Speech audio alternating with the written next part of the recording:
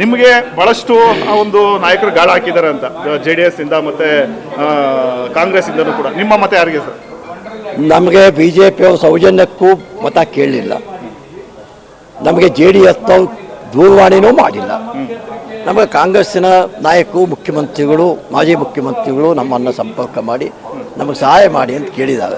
ಅಂತಿಮ ನಾವಿಂದ ನಿರ್ಣಯ ಮಾಡಿದ್ರೆ ಆತ್ಮಸಾಕ್ಷಿ ಮತದಾನ ಮಾಡ್ತೀವಿ. ಹಾಗಾದ್ರೆ ನೀವು ಕಾಂಗ್ರೆಸ್ಗೆ ಒಂದು ಕಾಲು ಇಟ್ಟಿದ್ದೀರಾ ಅಂತ? ಆತ್ಮಸಾಕ್ಷಿ ಮತದಾನ ಮಾಡ್ತೀವಿ. ಆತ್ಮಸಾಕ್ಷಿ ಮತದಾನ, ಗೌಪ್ಯ ಮತದಾನದಲ್ಲಿ ನಾವು ಇಂಥವ್ರು ಮತ ಆಗ್ತದೆ ಹೇಳಕ್ಕಾಗತ್ತ? ಆತ್ಮಸಾಕ್ಷಿ ಮತದಾನ ಮಾಡಿ. ಈಗ JDSಗೆ ಮತಗಳ ಸಮಸ್ಯೆ ಇದ್ರು ಕೂಡ ಅವ್ರ ಅಭ್ಯರ್ಥಿನ ಹಾಕಿದ್ದಾರೆ. ಅದು ಆ ಪಕ್ಷದ ನಿರ್ಣಯ. ಅದಕ್ಕೆ ನಾನೇ ಹೇಳೋದಕ್ಕೆ ಬಯಸ್ತೇನೆ. ಯಾಕಂದ್ರೆ ತಮ್ಮನ್ನ ಸೆಳಿಬಹುದಾದಂತ ಒಂದು ರಣತಂತ್ರಗಳೇನಾದ್ರೂ ಮಾಡಿದ್ರ? ನಮ್ಮನ್ನ ಯಾವ ಸೇಲಿಗೆ ತಗೊಳ್ಳೋದಕ್ಕೆ ಆಗೋದಿಲ್ಲ, ಯಾವ ಪಾರ್ಟಿಗೂ ಆಗೋದಿಲ್ಲ.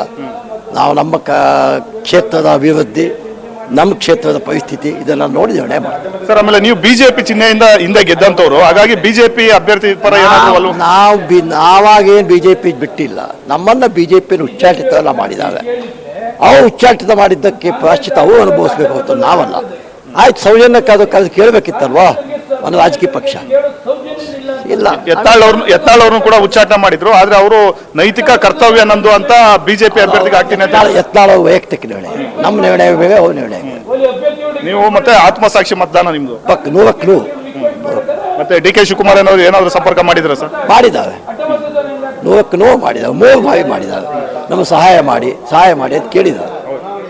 ಸೊ ಇದಿಷ್ಟು ಶಿವರಾಮಯ್ಯ ಅವರ ಮಾತು. ಕ್ಯಾಮ್ರಾ ಪರ್ಸನ್ ಸಂದೇಶ ಆನಂದ್ ಗುಡಿ, ಪವರ್ ಟಿವಿ. ನನಗೆ ಹೆಬ್ಬಾರಿಗೆ ಕಾಲ್ ಮಾಡಿದ್ರು.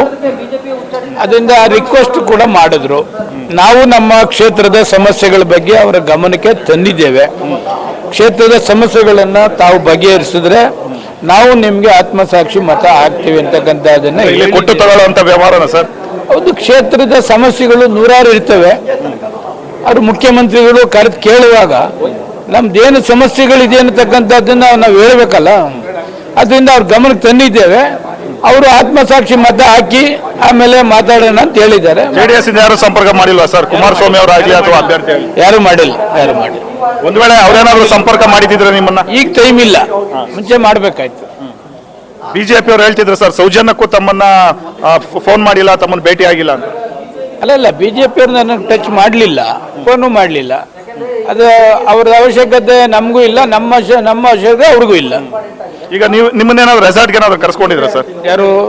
DK ಶಿವಕುಮಾರ್ ಮುಖ್ಯಮಂತ್ರಿಗಳು ನನಗೆ ಫೋನ್ ಮಾಡಿದ್ರು, ವಂಡರ್ಲಾಗ್ ಬರಬೇಕು ಅಂತ. ಹೋಗಿ ಭೇಟಿ ಮಾಡಿದ್ದೀವಿ, ಹೇಳ್ಬಿಟ್ಟು ಬಂದಿದ್ದೀವಿ. ಇವತ್ತು ಮತ ಚಲಾವಣೆ ಮಾಡ್ತೀವಿ. ಹಾಗಾದ್ರೆ ನೀವು ಸರ್ ಬಿಜೆಪಿಯಿಂದ ಆಚೆ ಬಂದ್ಬಿಟ್ಟಿದ್ದೀರಾ ಅಂತ? ಬಿಜೆಪಿಯಿಂದ ಹೊರಗಡೆ ಬಂದ್ಬಿಟ್ಟಿದ್ದೀವಿ? ಬಿಜೆಪಿಯಿಂದ ನಾನು ಹೊರಗಡೆ ಬಂದಿಲ್ಲ ರೀ, ಅವ್ರು ಎಕ್ಸ್ಪೆಲ್ ಮಾಡಿದಾರಪ್ಪ. ನಾನೆಲ್ಲಿ ಬಿಜೆಪಿಯಿಂದ ಹೊರಗಡೆ ಬಂದಿದ್ದೀನಿ, ಅವ್ರು ಎಕ್ಸ್ಪೆಲ್ ಮಾಡಿದ್ದಾರೆ. ಅವ್ರು ಎಕ್ಸ್ಪೆಲ್ ಮಾಡಾದ್ಮೇಲೆ ನಾನ್ಯಾಕೆ ಬಿಜೆಪಿ ನಾನೇಲಿ ಹೇಳಿ? ಆಮೇಲೆ ನನ್ನ ಅವಶ್ಯಕತೆ ಅವ್ರಿಗಿಲ್ಲ, ಅವ್ರ ಅವಶ್ಯಕತೆ ನನಗಿಲ್ಲ. ಯತ್ನಾಳ್ ಅವರು ಸರ್ ನೈತಿಕ ಒಂದು ಹೊಣೆ ಹೊತ್ತು ಒಂದು ನೈತಿಕ ಕರ್ತವ್ಯ ಅಂತ ಭಾವಿಸಿ ನಾನು ಬಿಜೆಪಿ ಅಭ್ಯರ್ಥಿಗೆ ಮತ ಹಾಕ್ತೀನಿ ಅಂತ ಹೇಳ್ತಿದ್ದಾರೆ. ಯತ್ನಾಳ್ಗೆ ಏನಾಗಿದೆ, ಕಾಂಗ್ರೆಸ್ನಲ್ಲೂ ಸೇರಿಸ್ಕೊಳ್ಳಲ್ಲ, JDSನಲ್ಲೂ ಸೇರಿಸ್ಕೊಳ್ಳಲ್ಲ. ಇನ್ನು ಉಳಿದಿದ್ದು ಯಾವುದಕ್ಕೆ? ಬಿಜೆಪಿನೇ. ಅದಕ್ಕೆ ಅವ್ರಂಗೆ ಕೇಳ್ಕೊತಾರೆ. ನನಗೆ ಅದರ ಅವಶ್ಯಕತೆ ಇಲ್ಲ. ಹಾಗಾದ್ರೆ ನಿಮ್ಗೆ ಕಾಂಗ್ರೆಸ್ ಮತ್ತೆ JDS ಎರಡೂ ಬಾಗಿಲು ಓಪನ್ ಇದೆ? ಯಾವುದು 28 ಗಂಟೆ ಇಲ್ಲ. 28 ಗಂಟೆ ಕಾನ್ಸ್ಟಿಟ್ಯೂನ್ಸಿ ಸೇವೆ ಮಾಡಿದ್ರೆ 28 ಆದ್ಮೇಲೆ ಓಪನ್.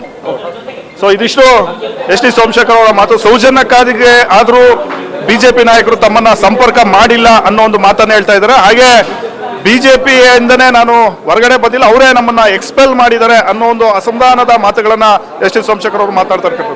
ಕ್ಯಾಮ್ರಾ ಪರ್ಸನ್ ಸಂದೇಶ ಆನಂದ್ ಗುಡಿ, ಪವರ್ ಟಿವಿ.